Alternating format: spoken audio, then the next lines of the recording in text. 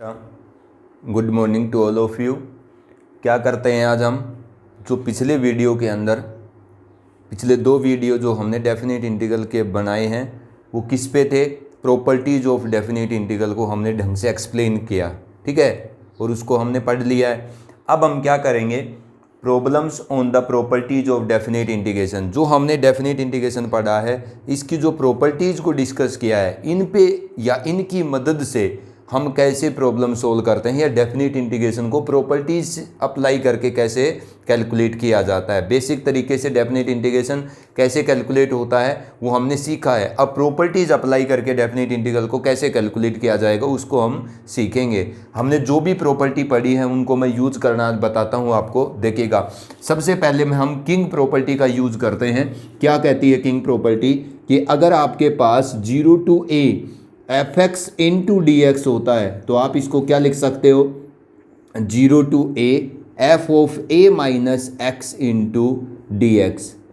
This is the king property. ये क्या कहती है कि x वेरिएबल के फंक्शन का 0 से a तक डेफिनेट इंटीग्रेशन या a माइनस एक्स वेरिएबल के फंक्शन का definite integration from 0 to a same है। इसका मतलब दूसरा क्या है कि अगर आप fx कैलकुलेट करते हो, integration of F x 0 to a, तो आप अपने फंक्शन के x वेरिएबल को किस में चेंज कर सकते हो? अपर लिमिट माइनस x के अंदर, कोई फर्क नहीं पड़ेगा, ठीक है। मतलब अगर आपका फंक्शन जिसका आप डेफिनेट इंटीग्रेशन कैलकुलेट कर रहे हो उसकी लिमिट 0 to a है, तो आप उस फंक्शन के x वेरिएबल को अपर limit minus x a minus x से चेंज करके भी इंटीग्रेट करोगे, फर्क नहीं पड़ेगा। अब देखिएगा, मैं इसका यूज बताता हूँ आपको धीरे धीरे।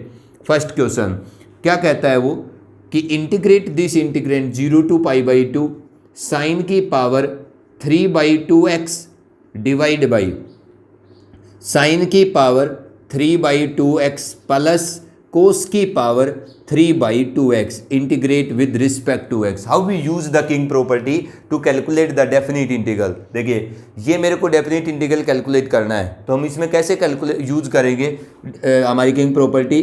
Treat this original integral as the first equation. इसको फर्स्ट इक्वेशन मानिए, ठीक है। Now by using 0 to a, आप बताएंगे जो भी प्रॉपर्टी आप यूज करते हैं उसको पहले मेंशन करेंगे, या तो सामने स्टेप के सामने या फिर स्टेप से पहले। By using 0 to f of x dx 0 to a f x dx is equal to 0 to a f of a minus x D X we get, ठीक है। हमें क्या मिलता है, मतलब इस प्रॉपर्टी को यूज करके इस इंटीग्रल के ऊपर, जिसको हम i का नाम देते हैं, ठीक है, क्या मिलेगा? i is equal to, apply करो बेटा ये प्रॉपर्टी इसके ऊपर, 0 to π/2। मैंने क्या कहा है? 0 to a f x dx इसके इक्वल होता है। मतलब इस प्रॉपर्टी को यूज करते हैं अब हम इस इंटीग्रल के ऊपर, तो हमें क्या मिलेगा? 0 to π/2। हम अपने फंक्शन के इस प्रॉपर्टी के अकॉर्डिंग, या इस प्रॉपर्टी का क्या मतलब कि आप अपने फंक्शन के इनपुट को किस में चेंज कर दो? अपर लिमिट माइनस इनपुट में। इसका मतलब हमें क्या मिलेगा ये प्रॉपर्टी अप्लाई करने के बाद? साइन 3/2 x किस में चेंज हो जाएगा? π/2 माइनस एक्स के अंदर, डिवाइड बाई हर जगह जहां भी x है उसको a माइनस एक्स में चेंज कर दो। a कौन? Upper limit minus x plus cos 3/2 upper limit minus x π/2 minus x. तो ये प्रॉपर्टी यूज करने के बाद इस इंटीग्रल पे हमें इतना मिलेगा। जैसे ही आप किंग प्रॉपर्टी किसी इंटीग्रल पे अप्लाई करते हो उसके तुरंत बाद आप उसका सॉल्यूशन करेंगे, जितना भी उसका सिंप्लीफिकेशन कर पाते हो करो। i is equal to 0 to 3/2, ये क्या चीज़ है? साइन की पावर 3/2 π/2 माइनस एक्स। तो साइन π/2 माइनस थीटा क्या होता है? Cos theta. इसका मतलब कोस की power 3/2x divide by sine π/2 minus theta cos theta, तो कोस की power 3/2x plus cos π/2 minus theta sine theta, तो साइन की power 3/2x integration with respect to x। इस इंटीग्रल पे किंग प्रॉपर्टी को अप्लाई किया, ये रिजल्ट आया, सिंप्लीफाई किया। इससे आगे नहीं कर सकते सिंप्लीफाई।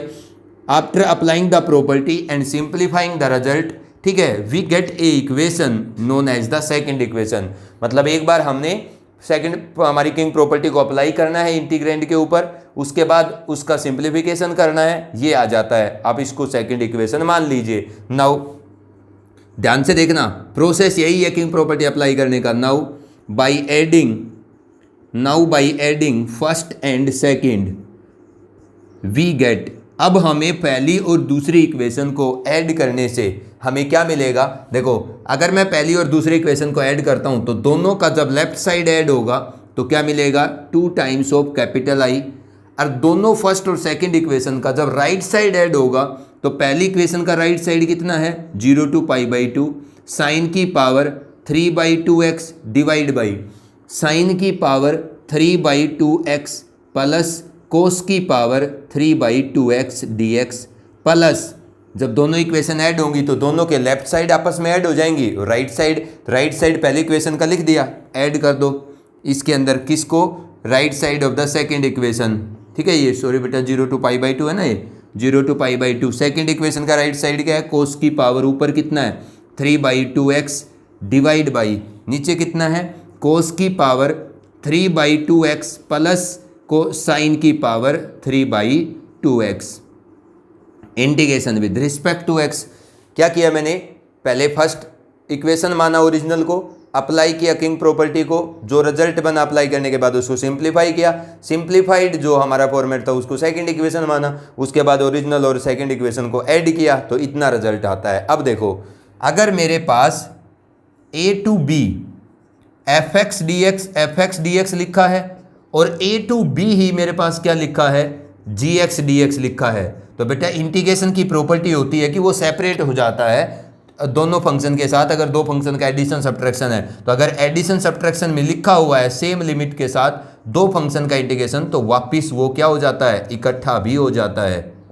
तो इसके मतलब अगर आपके पास a to b fx dx plus a to b gx dx है तो आप fx प्लस gx की single limit a to b लिख सकते हो, मतलब इनको कंप्रेस भी कर सकते हैं हम। इसका मतलब 0 to π/2 ये fx dx, ये 0 to π/2 gx dx, तो हम क्या कर सकते हैं 2 times of capital I is equal to single limit 0 to π/2 के अंदर इस fx और gx, अगर ये दोनों की लिमिट सेम है तो दोनों के फंक्शन को आप ऐड सब्ट्रैक्ट कर सकते हैं जो भी उनके बीच में सिंबल है, ठीक है, सिंगल लिमिट में लिख सकते हैं दोनों को।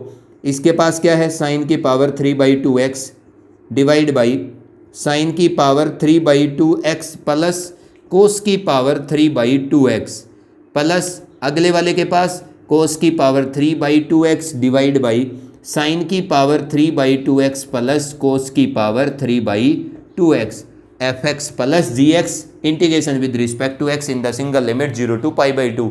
बड़े ध्यान से समझना आप इन प्रोसेस को, 2 times of capital I 0 to π/2।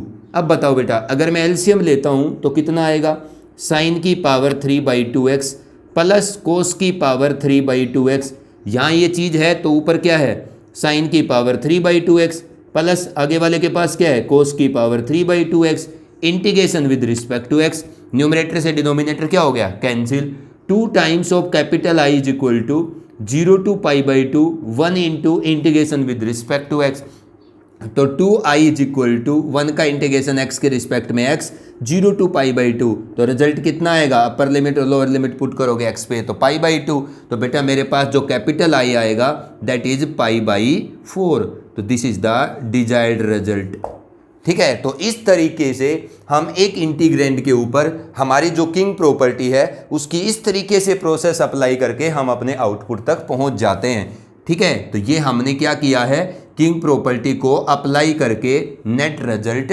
Calculate किया है, ठीक है। तो ये हमारी प्रोसेस है कि किंग प्रॉपर्टी को हम किसी इंटीग्रल के ऊपर कैसे अप्लाई करते हैं जब हमें डेफिनेट इंटीग्रेशन कैलकुलेट करना होता है। अब इसी को अप्लाई करना सीख जाइएगा। सबसे पहले जो गिवन है उसको फर्स्ट इक्वेशन मानो, उसके बाद किंग प्रॉपर्टी को अप्लाई करो जैसे मैंने किया है, ठीक है। और उसके बाद आपने सिंप्लीफाई करना है, प्रॉपर्टी जैसे ही अप्लाई होती है इंटीग्रल पे तो इंटीग्रल कितना सिंप्लीफाई होता है उसका सेकंड इक्वेशन मान लेता है सिंप्लीफाइड फॉर्म को, फिर फर्स्ट और सेकंड इक्वेशन दोनों को ऐड कर देना है, एडिड पार्ट को आपने इंटीग्रेट करना होता है। नेक्स्ट देखिएगा इसी फॉर्मेट के मैं आपके सामने 3 क्वेश्चन करूँगा, पहले क्लियर होनी चाहिए ये। फर्स्ट क्वेश्चन किया, अब सेकंड क्वेश्चन इसी फॉर्मेट से 0 to π/2 dx by 1 plus square root of 10x ये लिखा है। तो हमने क्या कहा था कि पहले ओरिजिनल को आप फर्स्ट इक्वेशन मानिए दैट इंटीग्रल इज I, ठीक है।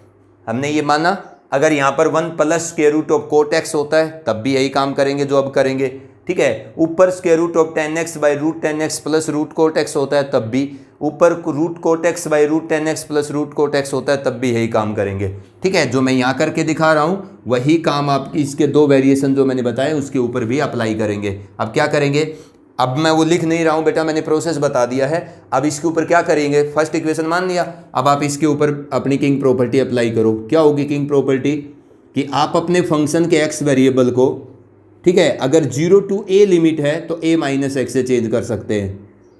यही होती है ना किंग प्रॉपर्टी। 10 x को किससे चेंज कर सकते हैं, अपर लिमिट माइनस एक्स से, कोई फर्क नहीं पड़ेगा। किंग प्रॉपर्टी अप्लाई करने के बाद आपने इंटीग्रल को सोल्व करना है, जितना सिंप्लीफाई कर सकते हो।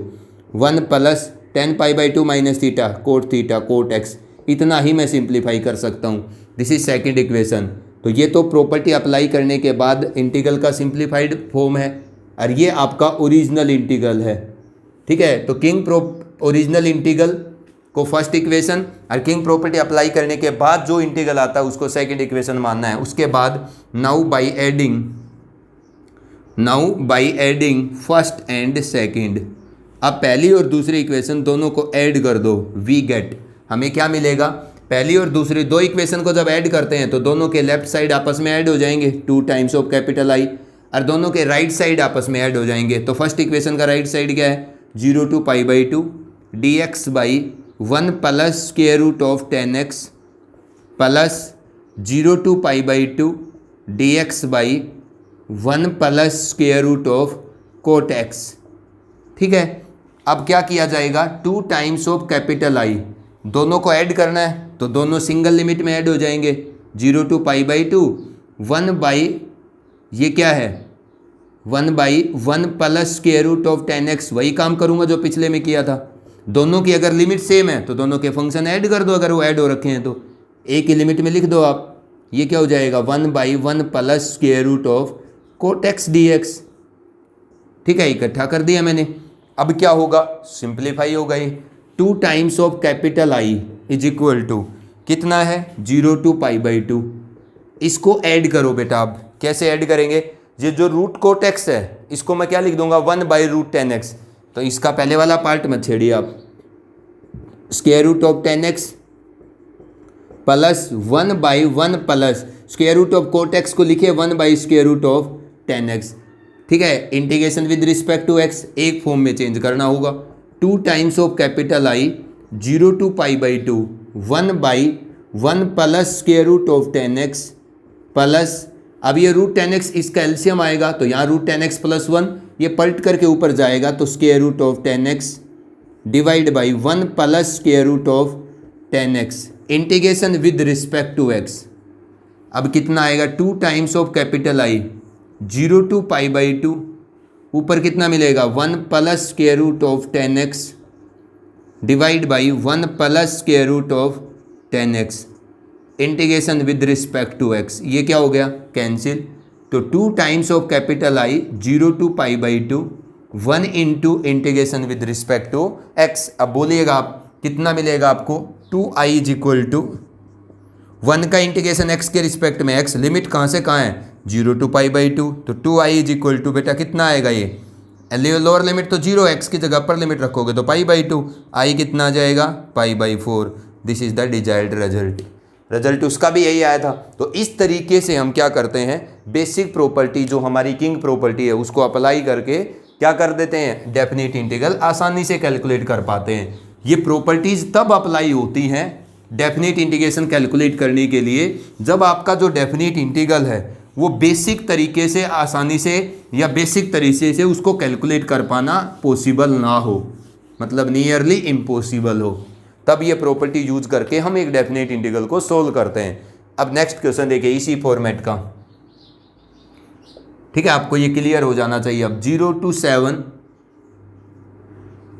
to 7 ऊपर है cube root of x plus divide by cube root of x plus cube root of 7 minus x, integration with respect to x. Treat the original equation as the first equation of the integral आई।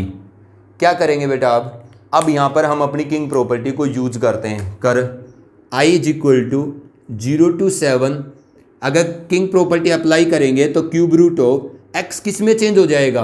अगर 0 to a limit है तो king property apply करेंगे तो आपके function का x किस में change हो जाएगा? a माइनस एक्स, मतलब 7 माइनस एक्स के अंदर एक्स को चेंज कर दो। एक्स को चेंज करो आप किंग प्रॉपर्टी के अकॉर्डिंग 7 माइनस एक्स के अंदर क्यूब रूट ऑफ, यहाँ भी कितना होगा एक्स। अगर x यहाँ पर 7 माइनस एक्स में चेंज होगा तो 7 माइनस 7 प्लस एक्स, तो यहाँ सिर्फ x बचेगा। Integration with respect to x। अब इससे आगे आप इसको क्या सोल्व करेंगे? कुछ सोल्व नहीं कर सकते तो यहीं पर इसको क्या कर लो, सेकंड इक्वेशन मान लो। अब आपने फर्स्ट और सेकंड दोनों इक्वेशन को ऐड कर लेना है। 2 times of capital I 0 to 7, उसका आपके पास इंटीग्रेंड क्या है? Cube root of X by cube root of x plus cube root of 7 minus X, ठीक है, dx प्लस जो सेकंड इक्वेशन है आपकी उसका जो राइट साइड है वो क्या है? Cube root of 7 minus X divide by cube root of x plus cube root of 7 minus x integration with respect to X limit 0 to 7। तो दोनों इक्वेशन को जब आपने ऐड किया है तो दोनों इक्वेशन की पहले क्या की? लेफ्ट साइड को ऐड किया और उसके बाद दोनों इक्वेशन का राइट साइड ऐड कर दिया है। अब ये क्या बन गया? 2 times of capital I is equal to, अब देखो यहाँ भी लिमिट 0 to 7 है तो 0 to 7 fx dx और 0 to 7 gx dx, तो आप 0 to 7 fx plus gx dx लिख लो। तो cube root of x divide by cube root of x plus cube root of 7 minus x plus ये कितना है? Cube root of 7 minus X divide by कितना है बेटा? ये cube root of 7 minus X divide by cube root of x plus cube root of 7 minus X, दोनों को add करके लिख दिया। ठीक है, अगर a to B F x D x plus a to B G x D x है तो आप a to B F x plus ji x D x लिख सकते हो। ठीक है, अगर लिमिट सेम है तो दोनों को ऐड करके सिंगल लिमिट में लिख दो 0 to 7। अब अगर मैं इन दोनों का एलसीएम लूँगा तो कितना आएगा बेटा? इन दोनों का LCM cube root of x plus cube root of 7 minus X, यही आएगा। दोनों का डिनोमिनेटर सेम है तो पहले का न्यूमरेटर कौन है? क्यूब रूट ऑफ एक्स है, ठीक है, प्लस दूसरे का न्यूमरेटर कौन है? Cube root of 7 minus x integration with respect to X, they cancel out with each other. क्या बचता है आपके पास? 2 times of capital I is equal to 0 to 7 1 into D X, तो 2 टाइम्स ऑफ कैपिटल I, 1 का integration x के respect में x 0 to 7, तो 2i इज इक्वल टू 7 बेटा। x कितना आएगा बताओ? 7/2। This is the integral, output of the integral. तो इस तरीके से हम क्या करते हैं? अपनी किंग प्रॉपर्टी को अप्लाई करते हैं। अलग अलग टाइप के ये क्वेश्चन है। ठीक है, बहुत आसान चीज़ है ये, तो मैंने 3 फॉर्मेट बता दिए हैं। ठीक है, आपको अपनी बुक में जहाँ भी इस तरीके का क्वेश्चन मिलते हैं वो आप कर लेंगे अब इसी सिस्टम के अकॉर्डिंग।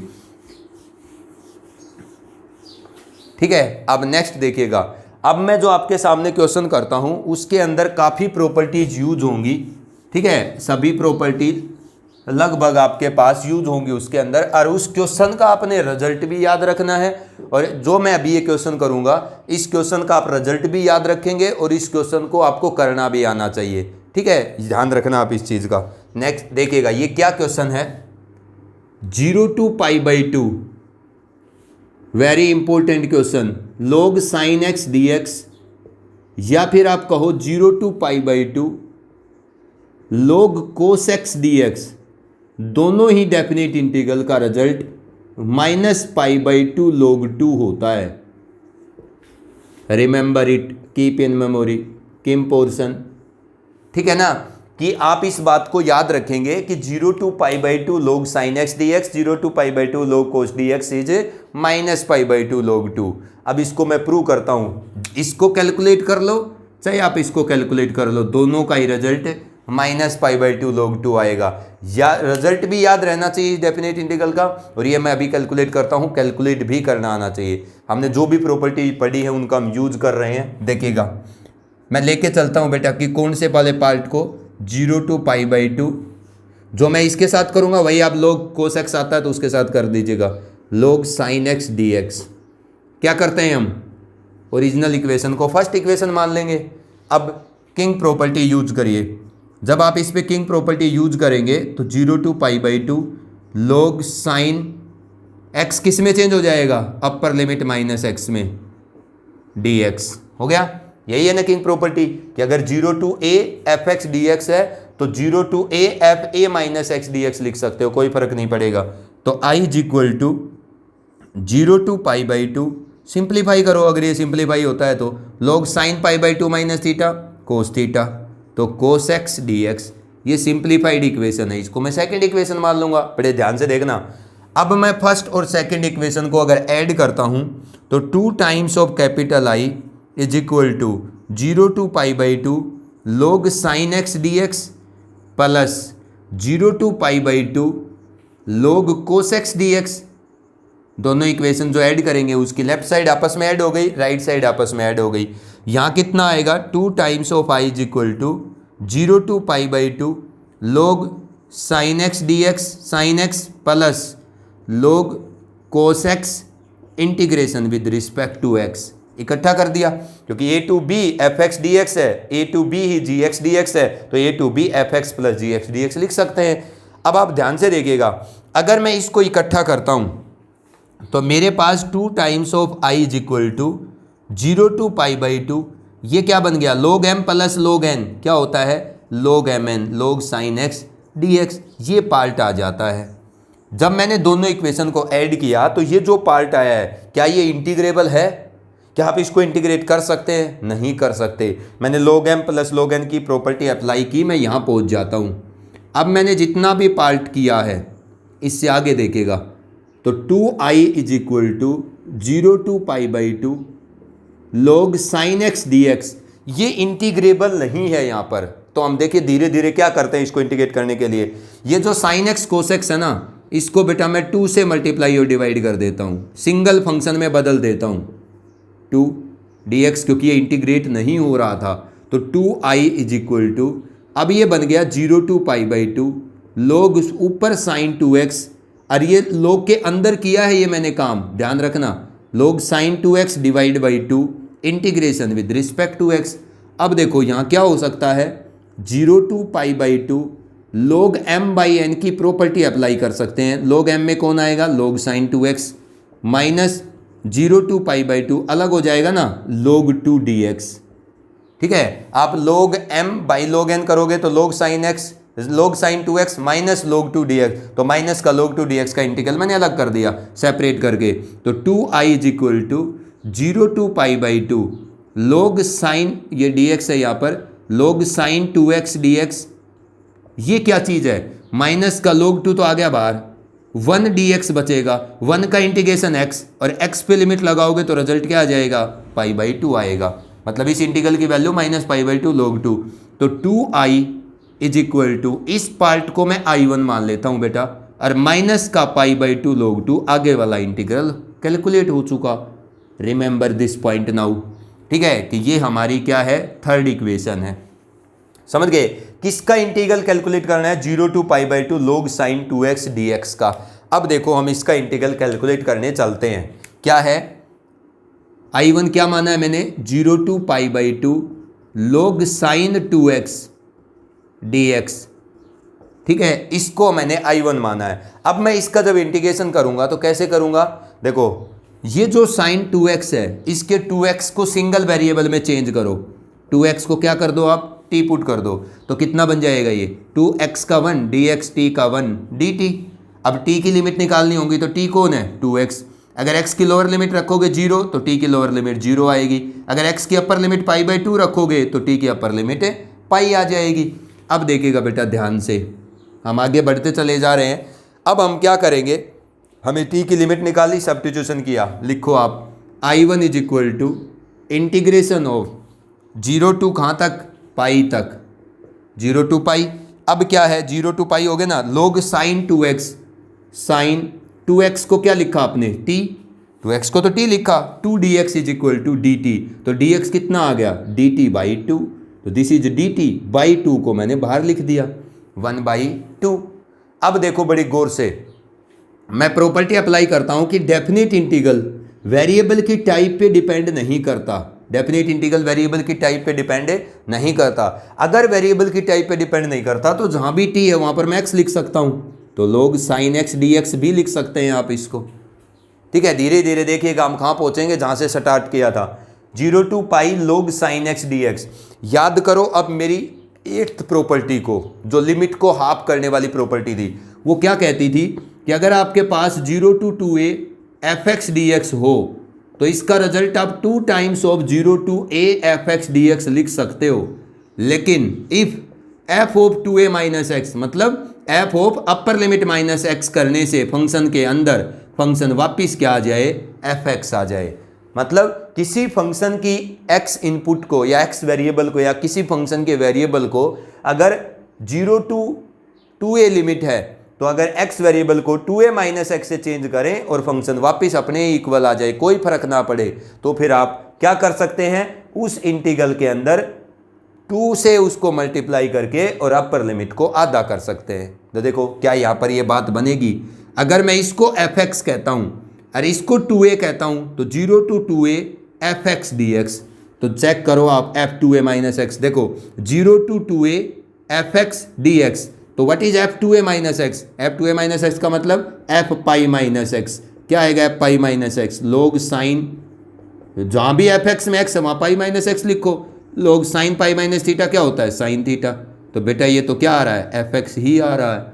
ठीक है, तो जब मैं 0 to 2a fx dx में x को किससे चेंज करता हूं, 2a माइनस एक्स से, तो f पाई माइनस एक्स मतलब f 2a माइनस एक्स क्या आता है, fx ही आता है। ये इस तरीके का फंक्शन है। तो मैं क्या कर सकता हूं, यहां पर इस प्रॉपर्टी को यूज कर सकता हूं। अगर मैं इस लिमिट के हाफ करने की इस प्रॉपर्टी को यहां यूज करता हूं तो मेरा क्या हो जाएगा, इंटीग्रल 2 से मल्टीप्लाई हो जाएगा और अपर लिमिट मेरी हाफ हो जाएगी। यही प्रॉपर्टी है ना ये, log sin x dx। ये बढ़िया क्वेश्चन है, सब यूज होगा इसमें।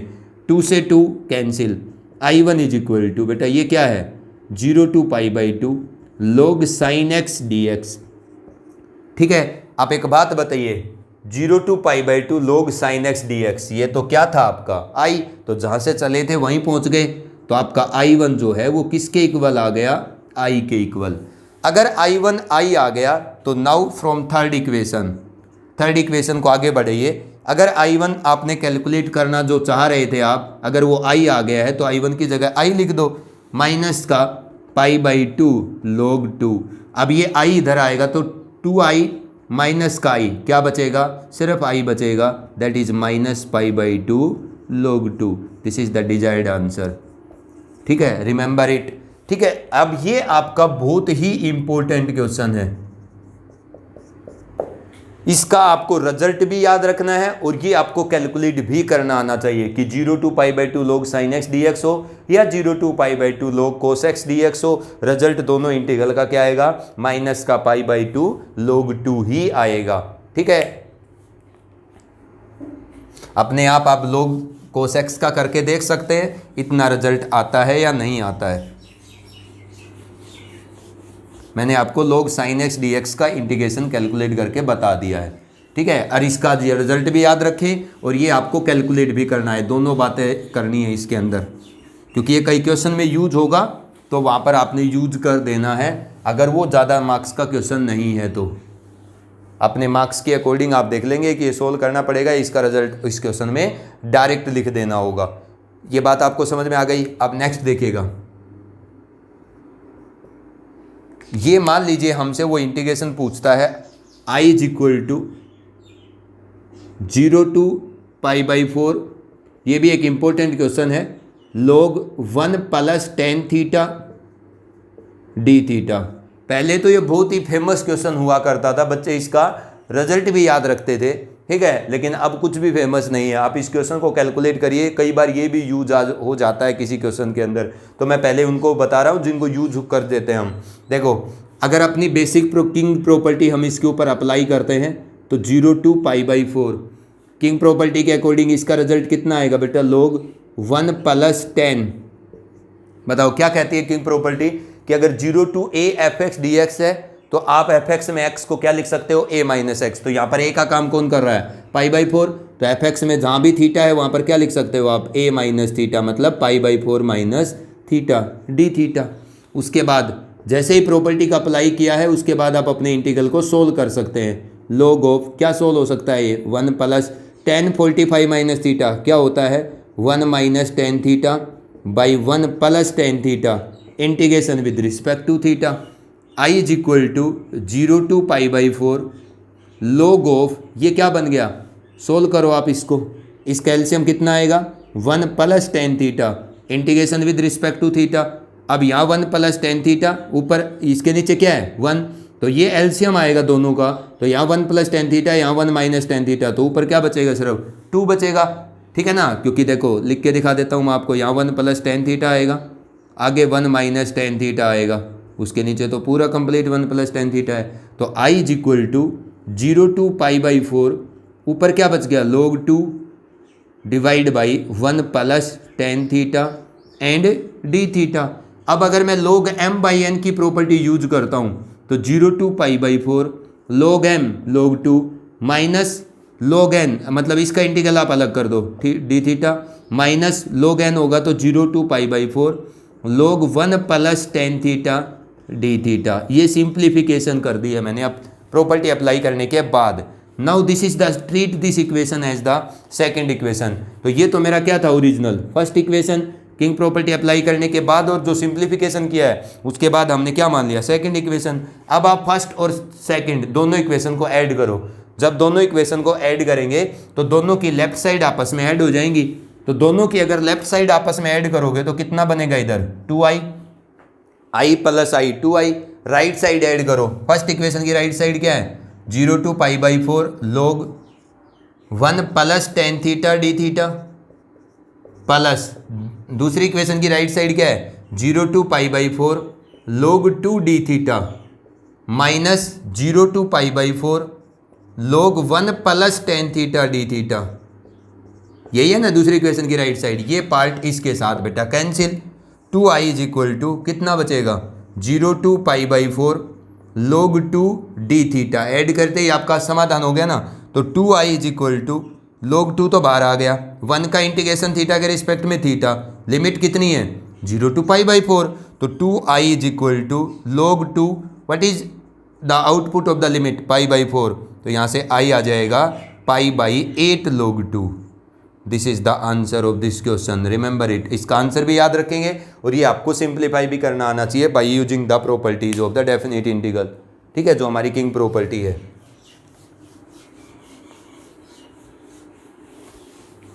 अब नेक्स्ट देखिएगा कि स्टार्टिंग के अंदर हमें हमारी किंग प्रॉपर्टी यूज नहीं करनी पड़ती, पहले उस क्वेश्चन को क्या करना पड़ता है सब्स्टिट्यूशन करके दूसरे फॉर्मेट में बदलना पड़ता है, ठीक है। उस फॉर्मेट का एक क्वेश्चन कराता हूँ और ये फेमस फॉर्मेट है log 1 प्लस एक्स। देखो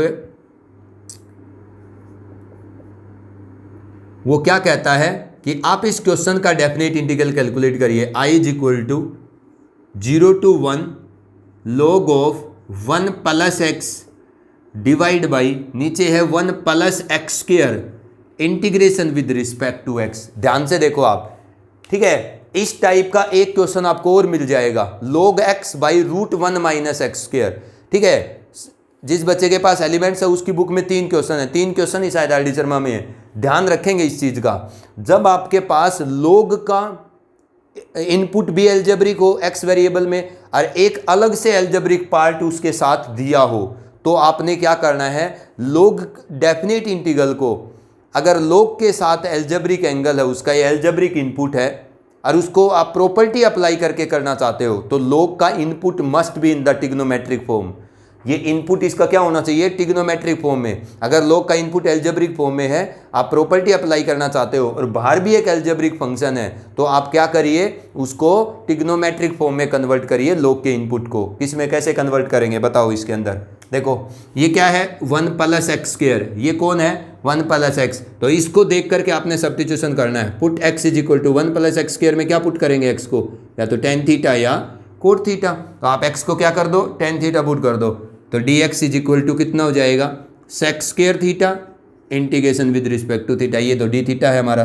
i is equal to limit change करनी पड़ेगी, log 1 प्लस एक्स, तो 1 प्लस एक्स कौन tan theta divide by 1 plus x square, तो 1 plus tan square theta dx that is sec square theta d theta.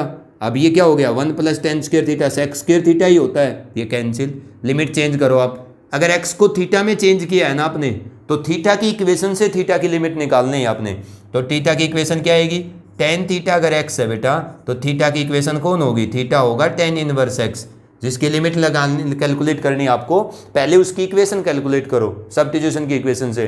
अब theta tan inverse x आ गया, x की lower limit रखो tan inverse 0, tan inverse 0 तो 0 ही होता है, ठीक है ना, क्योंकि tan इनवर्स 0 का मीनिंग क्या है, जिस बच्चे को इनवर्स ट्रिग्नोमेट्री नहीं पता, tan इनवर्स 0 को लिखेगा वो tan 0, तो tan इनवर्स tan x क्या लिख देगा वो x, अगर x से -π/2 से π/2 ओपन इंटरवल में बिलोंग करता है। इनवर्स ट्रिग्नोमेट्री जिसको पता है उसको पता है इस चीज़ का। अगर x की जगह अपर लिमिट रखोगे 1, tan इनवर्स 1 क्या हो जाएगा, tan इनवर्स 1 को लिखेंगे tan π/4, तो tan इनवर्स tan π/4, तो रिजल्ट क्या आ जाएगा π/4। अब i = 0 to π/4 क्या बन गया बेटा, ये log 1 + tan theta integration with respect to theta.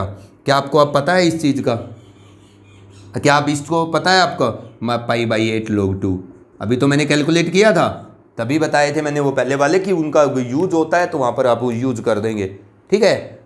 अगर log x √1 - x² लिखा है तो उसमें x को sin थीटा या cos थीटा पुट करेंगे, उसमें 0 to π/2 log sin x का रिजल्ट यूज कर पाएंगे आप, ठीक है, तो उसका इंटीग्रल कैलकुलेट हो जाएगा। अब नेक्स्ट देखिएगा, जो हमारी नेक्स्ट इंपॉर्टेंट फॉर्म है कि कई बार डायरेक्टली हमें नहीं अप्लाई करनी पड़ती, और ये बहुत ही वेरी इंपॉर्टेंट, नियरली इसी में से क्वेश्चन आता है सीबीएसई के अंदर। i = ये कैसी फॉर्म है, x × fx dx, ठीक है ना, कोई लिमिट है आपके पास a to b, इसका इंटीग्रेशन, इस फॉर्म का इंटीग्रेशन कैलकुलेट करना सीखेंगे हम, डेफिनेट इंटीग्रेशन। ये क्या कहती है कि अगर आपके पास किसी वेरिएबल का पूरा फंक्शन है, उसका काम बिगाड़ रखा है, एक अकेला x लिखा है उसके साथ मल्टीप्लाई में, मतलब जो भी आपका फंक्शन है पूरा वो अपना सही है, उस अगर वही हो तो हम फंक्शन को कर पाएँ या उसको कैलकुलेट कर पाएँ इंटीग्रेशन को, लेकिन उसके साथ एक अकेला x लिखा हुआ है मल्टीप्लाई में, वो उसका काम बिगाड़ रहा है, ठीक है। तो इस फॉर्मेट का, जब एक फंक्शन के साथ अकेला x लिखा रहता है, उसका इंटीग्रेशन प्रॉपर्टी यूज करके हम कैसे कैलकुलेट करते हैं, इसका मैं आपको क्वेश्चन करता हूं, ध्यान से देखिएगा इस फॉर्मेट का कैसे करते हैं हम। i = ध्यान से देखना, आपने कई क्वेश्चन मिलेंगे इस फॉर्मेट के, बहुत ही इंपॉर्टेंट फॉर्म है ये, x tan x divide by tan x secant x cosecant x,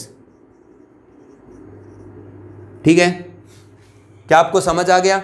देखो यहां पर ये तो क्या है fx है, और ये अकेला x इसका काम बिगाड़ रहा है, x fx का फॉर्मेट है, देखो पूरा ट्रिग्नोमेट्री का, ये x ना हो तो ट्रिग्नोमेट्री का अपने परिवार में सिंप्लीफाई हो जाए, लेकिन ये x काम बिगाड़ रहा है इसका। तो क्या करते हैं हम, इस फॉर्मेट को इंटीग्रेट करने के लिए सबसे पहले हम अपनी किंग प्रॉपर्टी यूज करके इस x को रिमूव करके एक ऐसा इंटीग्रल बनाते हैं जिसमें ये x नहीं होगा, मतलब x fx की फॉर्मेट के इंटीग्रल को आप किंग प्रॉपर्टी अप्लाई करके कैसे कैलकुलेट करेंगे, किंग प्रॉपर्टी आपके इस x को हटाने में आपकी मदद करेगी या हटा देगी।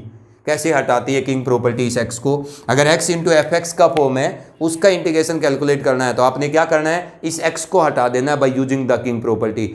अब किंग प्रॉपर्टी से इसको कैसे हटाया जाता है, ध्यान से देखो, आप अप्लाई करो किंग प्रॉपर्टी 0 to π।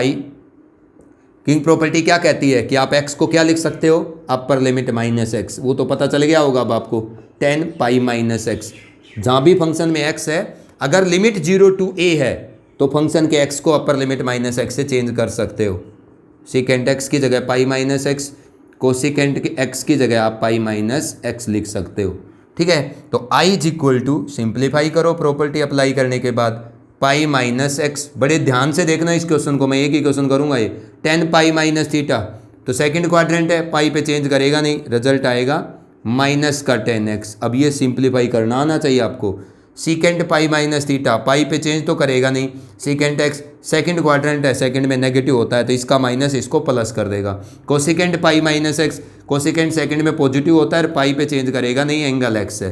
ये बात समझ में आ गई, integration with respect to x। अब बड़े ध्यान से देखो आप, मैं इसको थोड़ा सा एडजस्ट करके लिखता हूँ, जिस बच्चे को बेसिक से नहीं पता क्या करेंगे आप, ये जो पाई माइनस एक्स है इसको लिख लो सामने, और इसके मल्टीप्लाई में कौन है 10x बाई, मैं थोड़ा सा ओपन करके बता रहा हूँ, आपने कन्फ्यूजन नहीं रखना है, secant x cosecant x integration with respect to x. तो इस इंटीग्रेंड को मैं यूँ लिख सकता हूँ, अरे पाई माइनस एक्स इस पूरे पार्ट के साथ क्या है मल्टीप्लाई में है। तो देखो ये पूरा पार्ट एक बार पाई से मल्टीप्लाई होगा और एक बार ये एक्स से, और दो पार्ट में सेपरेट हो जाएगा। करो आई इज इक्वल टू क्या बन गया ये 0 टू पाई। जब आप इसको सेपरेट करोगे तो पाई के साथ जब ये मल्टीप्लाई होगा पूरा पार्ट, तो पाई 10x डिवाइड बाई नीचे क्या आएगा secant x cosecant x, secant x cosecant x integration with respect to x. और ये x के साथ जब सेपरेट होगा वो अलग लिख दो वो हिसाब, 0 टू पाई क्या होगा x 10x divide by secant x cosecant x integration with respect to x, यही होगा। Now treat this equation as the second function after applying the property and after simplification. ये हमारी ओरिजिनल इक्वेशन है, first equation. अब आपने first और second equation दोनों को ऐड करना है। जब मैं फर्स्ट और सेकंड इक्वेशन को ऐड करूंगा तो दोनों के लेफ्ट साइड का एडिशन तो हो जाएगा बेटा 2i, राइट साइड ऐड करो तो फर्स्ट इक्वेशन की राइट साइड कितनी है 0 to pi x 10x by 10x into secant ना secant x into cosecant x integration with respect to x. दोनों की राइट साइड ऐड करनी है। तो पहले की राइट साइड यही थी, दूसरे की राइट साइड लिखो एडिशन में 0 to pi pi 10x divide by secant x cosecant x integration with respect to x minus 0 to pi x 10x by secant x cosecant x integration with respect to x. अब ये देखो आप, ये plus का x 10x by secant x cosecant x 0 to pi, ये minus का 0 to pi x 10x by secant x cosecant x cancel out.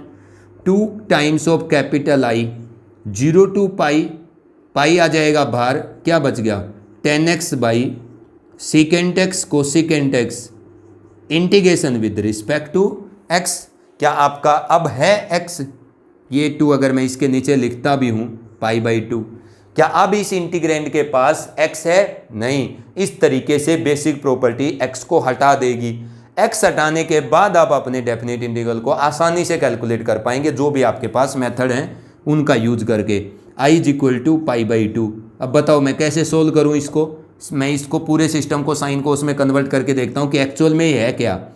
तो ये sine x by cos x, नीचे वाला क्या है ये 1 बाई कोस एक्स, ये क्या है 1 by sine x integration with respect to x, ये कोस एक्स से cos x cancel, sine x ऊपर जाएगा तो अल्टीमेटली ये बेटा क्या है 0 to pi sine square x integration with respect to x, ठीक है ना। और ये मैंने आपको स्टार्टिंग में बता दिया था कि 0 to pi sine square x sine cube x और साइन की पावर 4x का इंटीग्रेशन कैसे करते हैं। अब क्या करेंगे आप इसके अंदर i इज इक्वल टू